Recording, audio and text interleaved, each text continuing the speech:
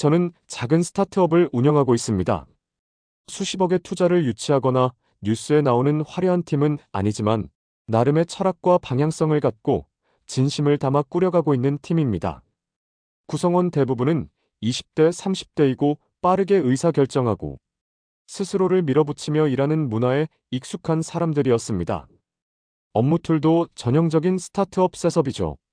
슬랙, 지라, 컴플루언스, 피그마, 노션. 솔직히 말하면 그 안에서 조금은 숨가쁘고 어쩌면 누군가는 살벌하다고 느낄 수도 있는 분위기였어요. 저 역시 대표로서 열심히 하는 게 미덕이다라는 태도를 갖고 있었고 일에 대한 집착이 강했던 나머지 때로는 실수한 팀원에게 눈빛으로 압박을 주곤 했죠. 회의도 그렇습니다. 누구의 말이 효율적이고 빠른지, 얼마나 생산적인지, 때로는 그게 그 사람의 존재감이 되기도 했습니다. 그런 저희 팀의 2달 전 예상치 못한 바람이 불었습니다. 50대 주부님, 면접 당시에는 저 진짜 너무 떨려서 발이 얼어붙을 것 같아요. 하시며 당당히 본인을 대치동 아줌마라고 소개하셨던 그분. 광고 쪽에서 일하시다가 경단녀가 되셨고 지금은 아들을 키우며 가정을 지키는 평범한 어머님이셨습니다. 채용 당시 솔직히 고민을 많이 했습니다. 그분의 태도, 열애, 커뮤니케이션 능력 모두 완벽했지만 과연 스타트업의 속도와 도구들에 적응하실 수 있을까? 혹시라도 어떤 이유에서든 상처받으시면 어쩌지? 하는 조심스러운 불안이 제 안에 있었던 게 사실입니다. 그럼에도 불구하고 왠지 모를 직감이 있었어요. 이분은 뭐든 해내실 분이다. 그리고 결과적으로 그 선택은 지금까지 제가 내린 최고의 채용 결정이 되었습니다. 입사 첫날, 저희는 슬랙에 채널 초대를 해드렸습니다. 그분은 폰을 들고 제 옆에 조심스럽게 오셔서 물으셨죠. 이거는 문자인가요? 단톡방인가요? 웃으며 슬랙 사용법을 설명드리자 메모장을 꺼내들고 글을 쓰면 누구에게 말하는 거다부터 채널은 주제별로 나뉜다는 것까지 꼼꼼히 써내려가셨습니다. 정작 20대인 다른 팀원들은 대충 들어도 다음에 다시 물어보는 일이 많았지만 그분은 한 번 들은 걸 기억했다가 5번 생각해보고 나중에야 조심스럽게 질문하곤 하셨어요. 지라 티켓을 등록하신 첫날 티켓 제목에 제 인생의 첫 티켓입니다. 잘 부탁드립니다. 라고 쓰여 있었고 모두가 웃으며 따뜻하게 그 티켓에 코멘트를 달았습니다. 그분은 실수가 있을까봐 항상 작업 전에는 슬랙으로 저에게 혹시 이건 이렇게 해도 괜찮을까요? 이런 방향이면 팀 방향성과 맞을까요? 조심스러운 확인을 하고 나서야 손을 대셨습니다. 그렇게 천천히 그러나 정확하게 업무 도구들을 익혀나가시며 그분은 점점 우리 안에서 일잘러로 자리 잡기 시작했습니다. 그러던 어느 날 회의 중 한 팀원이 발표한 자료에서 오탈자가 많았던 적이 있었어요. 이전 같았으면 제가 표정부터 굳어졌을 겁니다. 그런데 그분이 회의가 끝나자 그 팀원 자리 옆에 슬쩍 앉으셔서 말씀하셨어요. 아까 발표 정말 잘 봤어요. 근데 이거는 제가 한번 맞춤법 정리해 볼게요. 선생님처럼 읽는 눈이 조금은 있거든요. 그러곤 진짜로 조용히 그날 밤 다듬어진 초안을 보내주셨어요. 그날 이후 팀 안에서 실수 눈치 보는 일이 아니라 도움받아도 되는 일로 인식이 바뀌기 시작했습니다. 회의도 점점 더 부드러워졌고요. 어느 날은 저녁이 조금 늦어진 회의에서 그분이 조용히 일어나더니 팀원들 머그컵에 따뜻한 유자차를 따라주셨습니다. 회의 끝나고 속 쓰리면 안 되니까요. 그 말에 모두가 잠깐 멍해졌습니다. 우리는 서로 경쟁하듯 발표하느라 누가 점심을 굶었는지조차 몰랐던 팀이었거든요. 그런 일이 몇 번 쌓이고 나자 우리 팀에는 어느새 웃음과 배려, 정리정돈된 말투와 예의가 생겼습니다. 그녀는 따로 누군가에게 매뉴얼을 주지 않았고 가르친 적도 없었지만 그녀의 존재만으로 우리는 스스로를 돌아보게 되었습니다. 그녀가 입사한 지 딱 3주쯤 되었을 때였어요. 회의가 끝나고 각자의 자리에 앉아 정리하던 중 그녀가 조심스럽게 저를 찾아와 말했습니다. 대표님, 제가 블로그 같은 것도 해봐도 될까요? 회사에서 하는 블로그 말고 그냥 저만의 글로요. 처음엔 일기처럼 써보고 싶은데 괜찮을까요? 사실 저희 팀 블로그는 완전히 방치되어 있었습니다. 바쁘다는 이유로 누구 하나 나서지도 않았고 요즘 누가 블로그를 보냐며 방관만 하던 상태였죠.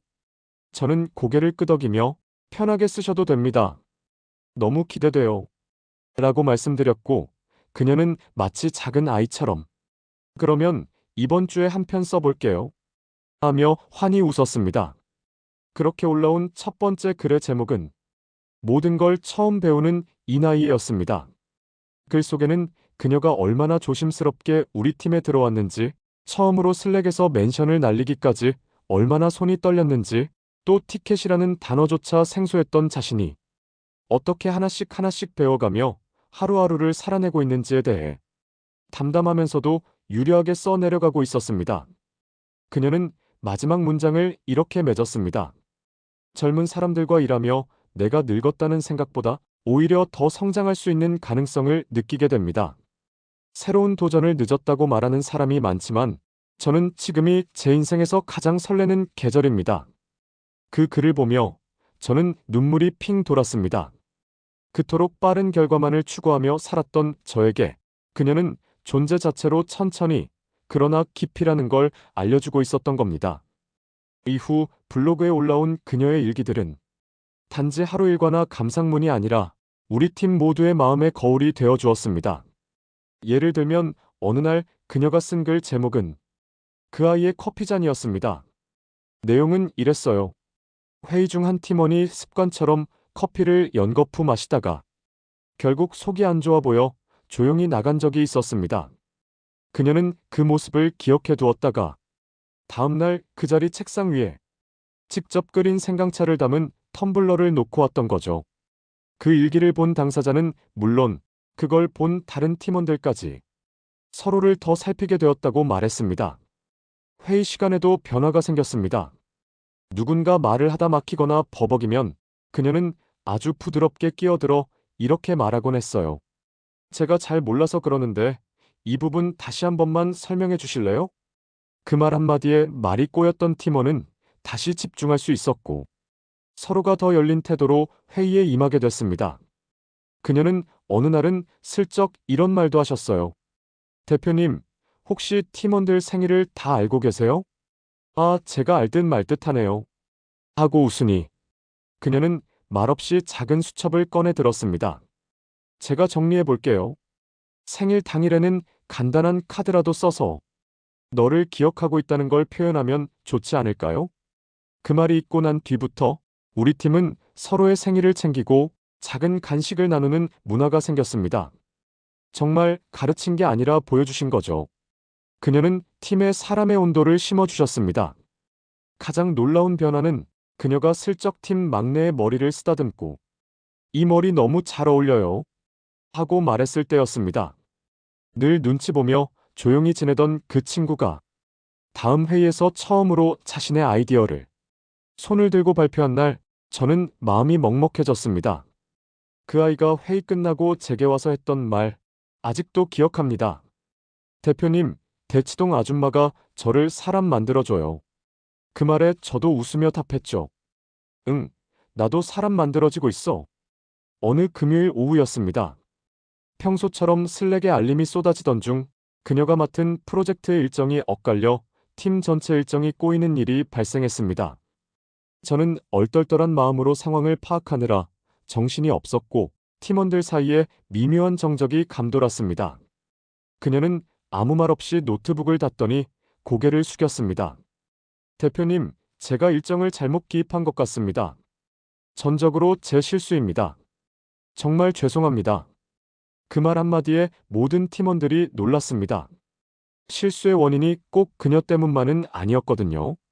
중간중간 공유가 잘 되지 않았던 것도 있었고 누구나 놓칠 수 있는 일정이었습니다. 하지만 그녀는 책임을 뒤로 미루지 않았습니다. 그 순간 한 팀원이 말했습니다. 아니에요.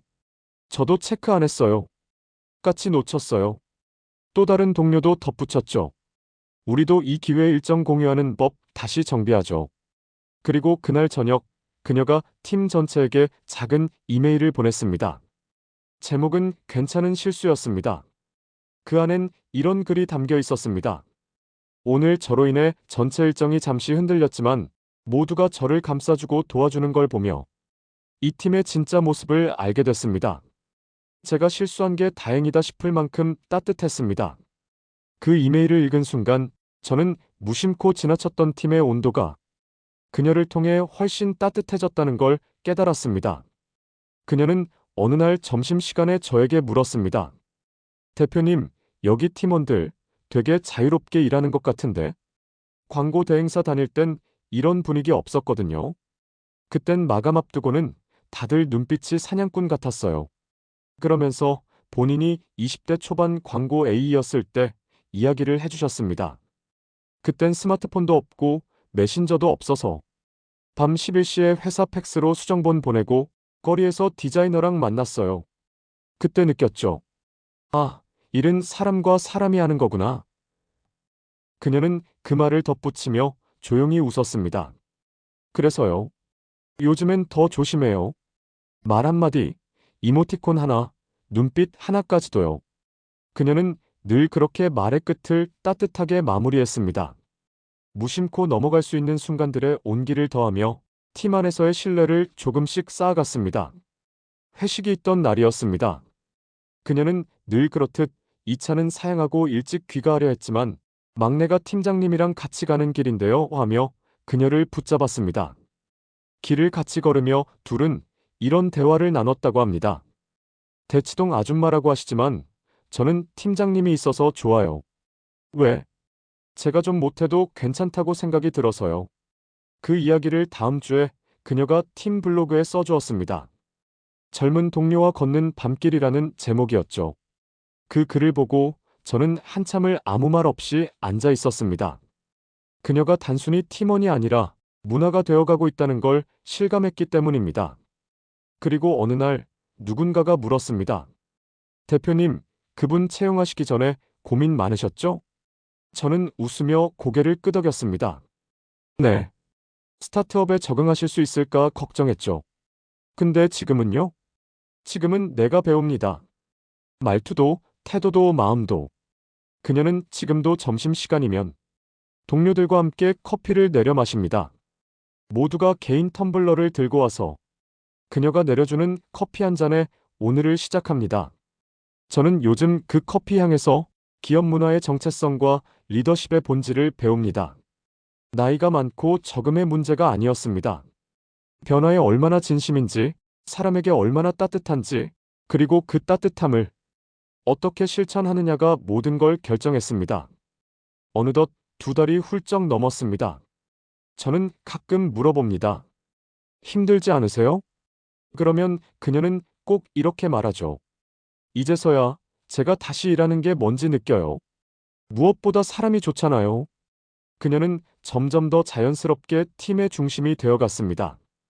회의를 이끌지도 중심에서 지시하지도 않지만 항상 묵묵히 준비해오고 누군가 놓치는 부분은 메모해 두었다가 슬쩍 알려줍니다. 어느 날 회의실에서 젊은 팀원이 이건 왜 이렇게 된 거죠? 라며 제게 묻자 그녀는 옆에서 조용히 한마디 했습니다. 그건 지난주에 클라이언트 쪽 요청으로 바뀌었어요. 그리고는 팀원에게 눈짓으로 슬랙 채널의 특정 스레드를 알려줬습니다. 회의가 끝나고 그 팀원은 제게 와서 말했죠. 팀장님 진짜 다 기억하세요. 근데 절대 누굴 민망하게 만들진 않아요. 사실 그녀는 회의가 있을 때마다 그날 회의에서 다뤄질 수 있는 내용을 자기만의 방식으로 사전에 정리하고 오셨습니다. 경험 많은 사람은 준비로 겸손을 증명한다는 걸 그녀는 아무 말 없이 보여주고 계셨습니다. 점점 팀원들도 변했습니다. 회의에 조금 늦게 들어오던 막내가 어느 날부터는 가장 먼저 와서 회의실을 세팅했고 피드백에 방어적이던 친구가 이건 제가 더 공부해서 다시 시도해 볼게요. 라고 말하기 시작했습니다. 처음엔 낯설었던 이 부드러운 에너지가 사람을 변하게 만들었던 겁니다. 압박이 아니라 존중으로, 권위가 아니라 경험으로. 그러던 어느 날이었습니다.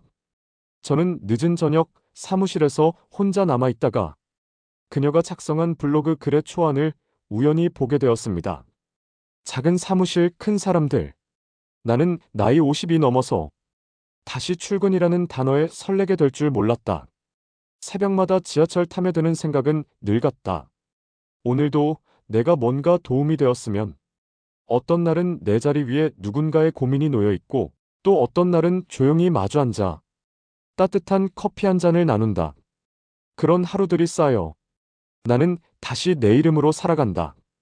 그 글을 읽으며 저는 한참을 화면을 바라만 보았습니다. 그리고 생각했습니다. 이분을 채용한 건 그녀가 팀에 도움이 될 거라 생각했기 때문이었는데, 정작 제가 더 많은 걸 배우고 있다는 걸요. 그녀는 요즘도 매일 아침 팀원들에게 좋은 하루예요라는 메시지를 남깁니다. 가끔은 단순한 한 줄, 가끔은 날씨 얘기, 가끔은 커피 추천 메뉴. 그렇게 우리의 슬랙에는 사람 냄새가 납니다. 그녀 덕분에 우리 팀은 가치 있는 일뿐 아니라 가치 있게 일하는 법을 배우고 있습니다.